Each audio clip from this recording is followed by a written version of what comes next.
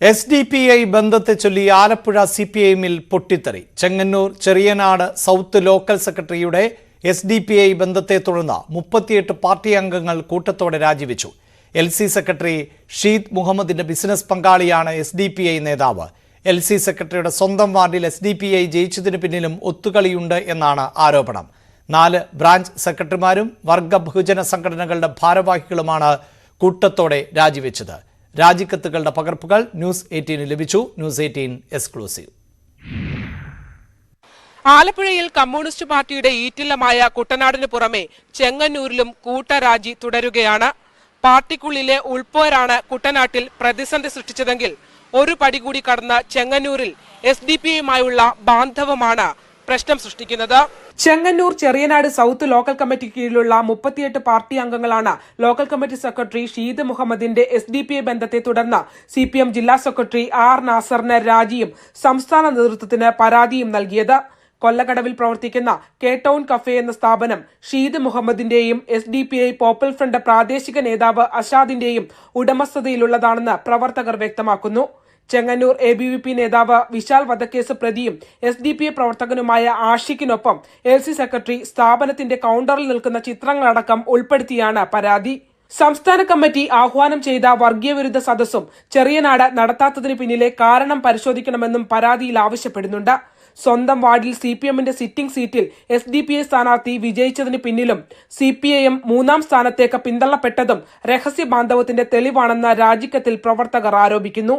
ഓട്ടാഫീസ്, കൊരണ്ടിപ്പള്ളിശ്ശേരി, ചെറുമിക്കാട്, ആഞ്ഞിലിച്ചൂട് എന്നീ CPM ബ്രാഞ്ചുകളിലെ സെക്രട്ടറിമാരും SFI Chengannur area secretary, DYFI block vice president, CI2 Chengannur area secretary, SFI Cheriyanad south മേഖലാ secretary, DYFI unit സെക്രട്ടറിമാർ, KSKTU മേഖലാ സെക്രട്ടറി എന്നീ പ്രമുഖർ രാജിവെച്ചവരിൽ ഉൾപ്പെടുന്നു.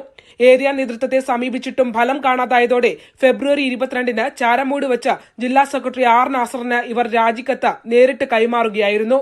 CPM സംസ്ഥാന സെക്രട്ടേറിയറ്റ് അംഗം സജി ചെറിയാന്റെ സ്വന്തം തട്ടകത്തിലാണ് വർഗശത്രുക്കളുമായുള്ള രഹസ്യ ബാന്ധവത്തിന്റെ പേരിൽ പാർട്ടിയുടെ യുവനിര ഒന്നടങ്കം രാജിവെച്ചതെന്നതാണ് ശ്രദ്ധേയം. തിങ്കളാഴ്ച R നാസറിന്റെ നേതൃത്വത്തിൽ പ്രശ്നപരിഹാരത്തിന് ചെങ്ങന്നൂരിൽ ഏരിയ കമ്മിറ്റി യോഗം വിളിച്ചിട്ടുണ്ട്. ഏരിയ നേതൃത്വത്തെ പലതവണ സമീപിച്ചിട്ടും പ്രശ്നപരിഹാരമാകാതായതോടെയാണ് ജില്ലാ നേതൃത്വത്തെ ചെങ്ങന്നൂരിലെ യുവനിര സമീപിച്ചിരിക്കുന്നത്. ഇതിനകത്ത് പാർട്ടി എന്ത് നിലപാട് കൈക്കൊള്ളുമെന്നുള്ളതാണ് വരും ദിവസങ്ങളിൽ കാത്തിരുന്നു കാണേണ്ടത്. ക്യാമറമാൻ പ്രശാന്ത് മംഗലശ്ശേരിക്കൊപ്പം ആലപ്പുഴയിൽ നിന്നും ശരണ്യ സ്നേഹജൻ, ന്യൂസ് 18. ഒരിക്കൽ ചർച്ച ചെയ്ത് പരിഹരിച്ച വിഷയമാണെന്നും അന്വേഷിച്ച ശേഷം കൂടുതൽ പ്രതികരിക്കാമെന്നും CPIM ആലപ്പുഴ ജില്ലാ സെക്രട്ടറി R നാസർ ന്യൂസ് 18നോട് പറഞ്ഞു. അതേസമയം കോൺഗ്രസ് വിമർശനവുമായി രംഗത്തെത്തി. SDPI വളർത്താനാണ് CPIM ശ്രമമെന്ന് കോൺഗ്രസ് നേതാവ് AA ഷുക്കൂർ ആരോപിച്ചു. ചെങ്ങന്നൂരിൽ മാത്രമല്ല ആലപ്പുഴയിലെ പല കേന്ദ്രങ്ങളിലും CPIM SDPI ബാന്ധവം സജീവമാണ്. അമ്പലപ്പുഴയിൽ ഇത് പ്രകടമായ തെളിവാണെന്നും ഷുക്കൂർ പറഞ്ഞു. ആലപ്പുഴയിലെ CPIM-ൽ സംഭവിക്കാൻ പാടില്ലാത്തത് സംഭവിക്കുന്നതായി വെള്ളാപ്പള്ളി നടേശൻ പറഞ്ഞു. അതിനെതിരെ നടപടിയെടുക്കാൻ തയ്യാറാകണമെന്നും വെള്ളാപ്പള്ളി ആവശ്യപ്പെട്ടു. മുൻ PFI നേതാവ് KP കമാലിനെ UP പോലീസ് പിടികൂടി. മലപ്പുറം മേലാറ്റൂർ എത്തിയാണ് ഇയാളെ UP പോലീസ് പിടികൂടിയത്. അനുമോദുണ്ട് വാർത്തയുടെ വിശദാംശങ്ങളുമായി. അനുമോദ്, ഏത് കേസിലാണ് ഇപ്പോൾ ഇയാളെ പിടികൂടിയിട്ടുള്ളത്? എന്താണ് വിശദാംശങ്ങൾ? അഭിലാഷ്, ഇന്നലെയാണ് ലക്നൌ പോലീസ് മലപ്പുറം മേലാറ്റൂരിലെത്തി KP കമാലിനെ പിടികൂടിയത്. ഹത്രാസ് സംഭവവുമായി ബന്ധപ്പെട്ടാണ് കമാലിന്റെ അറസ്റ്റ്. ഹത്രാസിൽ PFI കലാപത്തിന് ആഹ്വാനം ചെയ്തുവെന്നും അതിനുള്ള ശ്രമങ്ങൾ നടത്തിയെന്നും അത്തരത്തിൽ ശ്രമം നടത്തിയ പ്രധാനപ്പെട്ട നേതാക്കളിൽ ഒരാളാണ് കമാൽ എന്നുമാണ് UP പോലീസിന്റെ കണ്ടെത്തൽ. UP പോലീസിന്റെ കണക്ക് പ്രകാരം ഹിറ്റ് സ്ക്വാഡിലുള്ള ടോപ്പ് 5-ൽ ഒരാളാണ് KP കമാൽ. ഇയാൾ സാമ്പത്തിക സഹായങ്ങൾ, ഈ സംഘത്തിന് വേണ്ട സാമ്പത്തിക സഹായങ്ങൾ പലയിടത്തുമായി സംഘടിപ്പിച്ചു. സാമൂഹ്യ മാധ്യമങ്ങൾ വഴി കലാപാഹ്വാനം നടത്തി. അതുപോലെ തന്നെ സിദ്ദിഖ് കാപ്പനടക്കമുള്ള ആ സംഭവത്തിൽ പ്രധാനപ്പെട്ട കേന്ദ്രങ്ങളിൽ ഒരാളായി, ബുദ്ധികേന്ദ്രങ്ങളായി ഇയാൾ പ്രവർത്തിച്ചു എന്നുള്ള കുറ്റങ്ങളാണ് ഇയാൾക്കെതിരെ UP പോലീസ് ചുമത്തിയിട്ടുള്ളത്. സംഭവത്തിന് ശേഷം ഇയാൾ ഒളിവിലായിരുന്നു എന്നാണ് ലക്നൌ പോലീസിന്റെ നിരീക്ഷണം. ഇയാളുടെ തലയ്ക്ക് 25,000 രൂപ വിലയിടുകയും ചെയ്തിരുന്നു. 2019-ൽ അതിനുശേഷം നാട്ടിലെത്തിയ കമാൽ നാട്ടിൽ മേലാറ്റൂരിൽ കീഴാറ്റൂർ എന്ന സ്ഥലത്ത് തന്നെയായിരുന്നു ഉണ്ടായിരുന്നത്. ഇന്നലെ ഈ മലപ്പുറത്തെത്തിയ ലക്നൌ പോലീസ് മലപ്പുറം പോലീസിന്റെ മേലാറ്റൂർ പോലീസിന്റെ സഹായത്തോടെയാണ് ഇയാളെ കസ്റ്റഡിയിൽ അനുമോദ്, ഇപ്പോൾ ഇയാൾ എവിടെയാണുള്ളത്? ഇയാളെ യുപിയിലേക്ക് കൊണ്ടുപോയോ കമാലിനെ? കോടതിയിൽ ഹാജരാക്കി ഇയാളെ യുപിയിലേക്ക് കൊണ്ടുപോകാനുള്ള അനുമതി നേടി. ഇപ്പോൾ വിമാനത്താവളത്തിന് ഉള്ളിലാണ് ഇയാളുള്ളത്. ആരോഗ്യ പ്രശ്നങ്ങൾ ഉണ്ടെന്നും മറ്റു കാര്യങ്ങൾ ഉണ്ടെന്നും കോടതിയിൽ ഇയാൾക്ക് വേണ്ടി അഭിഭാഷകർ ചൂണ്ടിക്കാട്ടി. തുടർന്ന് വിമാനമാർഗം കൊണ്ടുപോകാനാണ് കോടതി നിർദ്ദേശിച്ചത്. അല്പസമയത്തിനകം തന്നെ ഇയാളെ യുപിയിലേക്ക് വിമാനമാർഗം കൊണ്ടുപോകുമെന്നാണ് നമുക്ക് ലഭ്യമായ വിവരം. നിലവിൽ ഈ ഹത്രസ് സംഭവവുമായി ബന്ധപ്പെട്ട കേസ് മാത്രമാണോ നിലനിൽക്കുന്നത്? PFIയെ നിരോധിച്ച പശ്ചാത്തലമുണ്ടായിരുന്നു. നിരവധി PFI നേതാക്കൾ ഉൾപ്പെടെ മറ്റ് സംഭവങ്ങളിലടക്കം അറസ്റ്റിലായ പശ്ചാത്തലവുമുണ്ട്. ഈ കമാലിനെതിരെ നിലവിൽ ഈ കേസ് മാത്രമാണോ നിലനിൽക്കുന്നത്? അത്തരം കാര്യങ്ങൾ ലഭ്യമാകുന്നുണ്ടോ അനുമോ? നമുക്ക് ലഭ്യമാകുന്ന വിവരപ്രകാരം ഹത്ര സംഭവത്തിൽ മാത്രമാണ് ഇപ്പോൾ അറസ്റ്റ് ഉണ്ടായിരിക്കുന്നത്. PFIയെ നിരോധിച്ച സമയത്ത് നാട് മുഴുവൻ പരിശോധനകളും റെയ്ഡും എല്ലാം നടക്കുമ്പോഴും കമാലിനെതിരെ നടപടിയോ കമാലിനെ കസ്റ്റഡി എടുക്കുന്ന സാഹചര്യമോ ഉണ്ടായിരുന്നില്ല. കേരള പോലീസിന്റെ ഭാഗത്തു നിന്ന് അല്ലെങ്കിൽ കേരള പോലീസിന്റെ അറിവിൽ ഇയാൾ ഇത്തരത്തിൽ ഒരു പിടികിട്ടാപ്പുള്ളിയാണെന്ന വിവരം കേരള പോലീസിന് ഉണ്ടായിരുന്നില്ല എന്നാണ് നമുക്ക് മനസ്സിലാക്കാൻ കഴിയുന്നത്. ഈ ഒരു ഹത്ര സംഭവവുമായി ബന്ധപ്പെട്ട് മാത്രമാണ് ഇപ്പോൾ UP പോലീസിന്റെ ഭാഗത്തുനിന്നും ഈ ഒരു നടപടി ഉണ്ടായിരിക്കുന്നത്. ഈ ഹത്രാസിൽ കലാപം ആഹ്വാനം ചെയ്ത PFI നേതാക്കളിൽ പ്രധാനപ്പെട്ട ഒരാളാണ് കമാൽ. ഈ സംഘത്തിന് വേണ്ട പണം കണ്ടെത്തി സാമൂഹ്യ മാധ്യമങ്ങളിൽ ഇതിനു വേണ്ട പ്രചാരണം നടത്തി. ഈ PFIയുടെ 5 പ്രധാനപ്പെട്ട നേതാക്കളിൽ, ഡൽഹിയിലെ 5 പ്രധാനപ്പെട്ട നേതാക്കളിൽ ഒരാളായാണ് കമാലിനെ കാണുന്നത്. അന്ന് ഇയാൾക്കൊപ്പം ഉണ്ടായിരുന്ന 3 പേരെ കസ്റ്റഡിയിലെടുത്തിരുന്നു, പിടിയിലായിരുന്നു, സിദ്ദിഖാപ്പനടക്കം. അന്ന് ഇയാൾ അവിടെ നിന്നും പോലീസിന്റെ കണ്ടുപിടിച്ച് രക്ഷപ്പെട്ടു എന്നാണ് ലക്നൗ പോലീസിന്റെ നിരീക്ഷണം കണ്ടെത്തിയിട്ടുള്ളത്. അതിനുശേഷം ഇയാൾ ഒളിവിൽ പോയി എന്നാണ് ലക്നൗ പോലീസ് പറയുന്നത്. തുടർന്നാണ് ഇയാൾക്കെതിരെ 25,000 രൂപ ഇയാൾക്ക് വിലയിട്ടതും. ഇപ്പോൾ 3 വർഷത്തിനിപ്പുറം നാട്ടിൽ വെച്ച് മലപ്പുറം പോലീസിന്റെ സഹായത്തോടെ ലക്നൗ പോലീസ് കമാലിനെ പിടികൂടി ഉത്തർപ്രദേശിലേക്ക് കൊണ്ടുപോകാനിരിക്കുന്നത്. റൈറ്റ്. ഹാത്രാസ് കൊലപാതക കേസിലെ പ്രതികൾക്ക് കഴിഞ്ഞ ദിവസമായിരുന്നു കോടതി ജീവപര്യന്തം ഉൾപ്പെടെയുള്ള ശിക്ഷ വിധിച്ചത്. അതിന് തൊട്ടു പിന്നാലെയാണ് ഇപ്പോൾ കമാലിനെ UP പോലീസ് പിടികൂടിയിട്ടുള്ളത്. ഇപ്പോൾ CPIഎമ്മിൻ്റെ ജനകീയ പ്രതിരോധ ജാഥയിൽ EP ജയരാജൻ സംസാരിക്കുകയാണ്. തൃശൂർ തേക്കിൻകാട് മൈതാനിയിൽ ആണ് ഇപ്പോൾ ജയരാജൻ സംസാരിക്കുന്നത്. തത്സമയ സംരക്ഷണത്തിലേക്ക്. പാർട്ടി രൂപം കൊടുത്തത് പാർട്ടിയുടെ സംസ്ഥാന സെക്രട്ടറിയും പോളിറ്റ് ബ്യൂറോ അംഗവുമായ സഖാവ് MB ഗോവിന്ദൻ മാസ്റ്റർ നേതൃത്വം കൊടുക്കുന്ന പാർട്ടിയുടെ കേന്ദ്ര സംസ്ഥാന സെക്രട്ടേറിയറ്റ് അംഗങ്ങൾ, അതിൽ 5 സഖാക്കൾ കാര്യങ്ങളെല്ലാം ജനങ്ങളുടെ മുൻപാകെ സവിസ്തരം പ്രതിപാദിക്കാൻ കഴിയത്തക്ക നിലയിലുള്ള ഊർജ്ജസ്വലരായ സഖാക്കളെയുമാണ് ഈ ജാഥയിൽ അംഗങ്ങളായി നിശ്ചയിച്ചിട്ടുള്ളത്. ഇന്ത്യൻ രാഷ്ട്രീയം ഗുരുതരമായ പ്രതിസന്ധികളെ അഭിമുഖീകരിക്കുകയാണ്. ഇന്ത്യൻ രാഷ്ട്രീയം കലുഷിതമാവുകയാണ്. ഇന്ത്യ ഒരു മതനിരപേക്ഷത രാഷ്ട്രമാണ്. പക്ഷേ 2014 നടന്ന ലോക്സഭാ തെരഞ്ഞെടുപ്പിൽ നമ്മുടെ രാഷ്ട്രീയ അധികാരം, ഭരണാധികാരം ഒരു വർഗീയ കക്ഷി കൈയടക്കി. RSS സംഘപരിവാർ നയിക്കുന്ന രാഷ്ട്രീയ പാർട്ടിയാണ് BJP. അവർ ഇന്ത്യയുടെ രാജ്യാധികാരം പിടിച്ചടക്കിയിരിക്കുകയാണ്. BJPയുടെയും RSSന്റെയും രാഷ്ട്രീയ പാരമ്പര്യമെടുത്താൽ ഇന്ന് വരെയുള്ള ഇന്ത്യയുടെ ചരിത്രത്തിൽ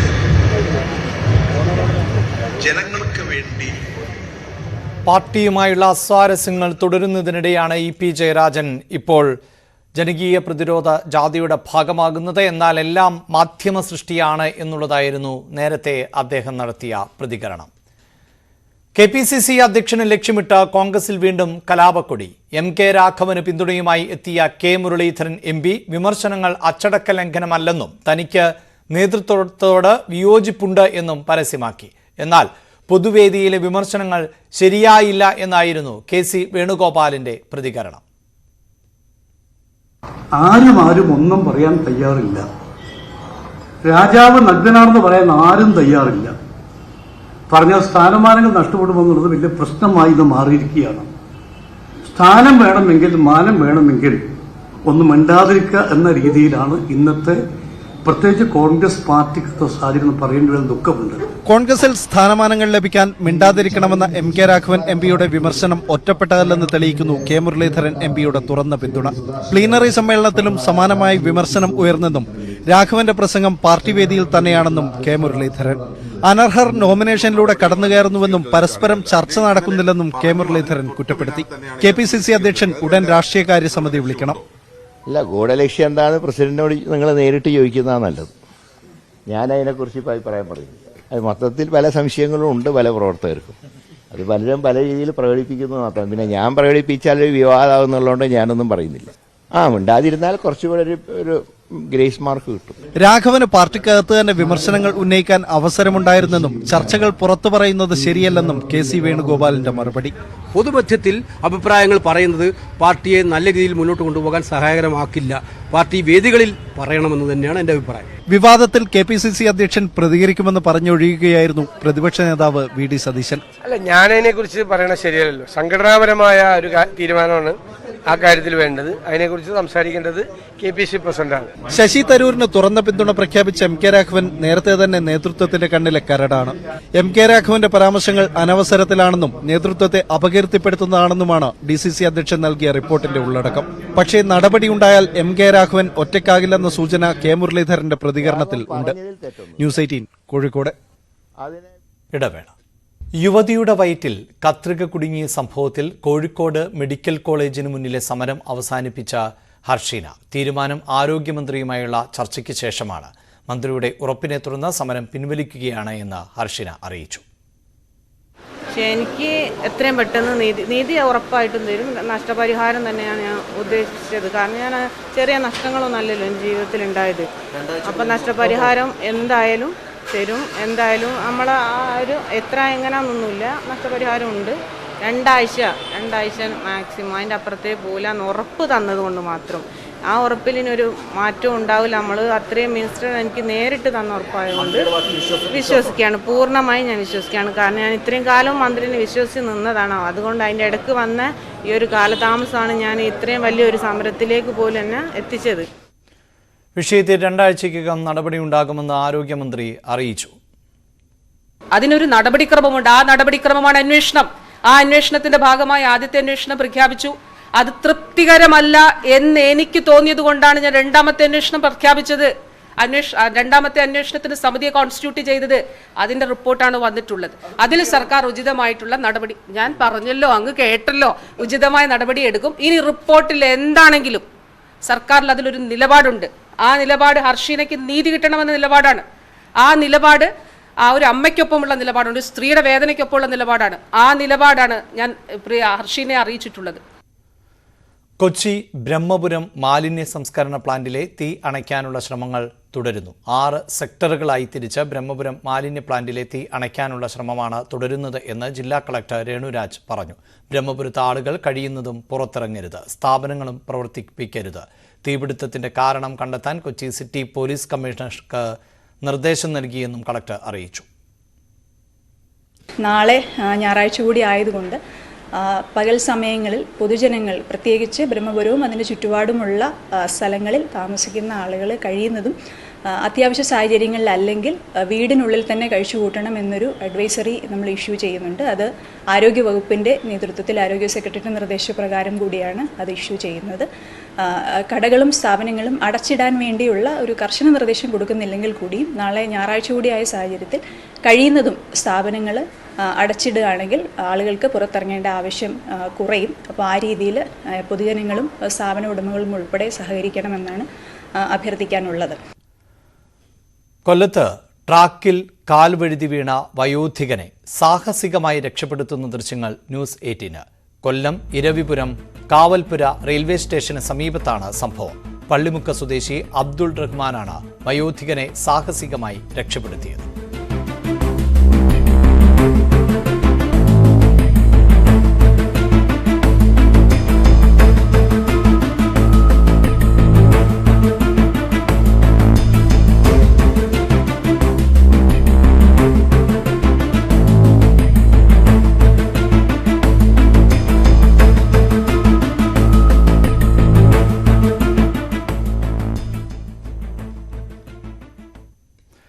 കൊല്ലം ആയൂരിൽ വൃദ്ധമാതാവിന് മകന്റെ ക്രൂരമർദ്ദനം. ആയൂർ ദേവന്നൂർ സ്വദേശിനി ദേവികയെയാണ് മകൻ മനോജ് വലിച്ചിഴയ്ക്കുകയും നിലത്തിട്ട് ചവിട്ടുകയും വടികൊണ്ട് അടിക്കുകയും ചെയ്തത്. മകൻ മനോജിന് പോലീസ് കസ്റ്റഡിയിലെടുത്തു.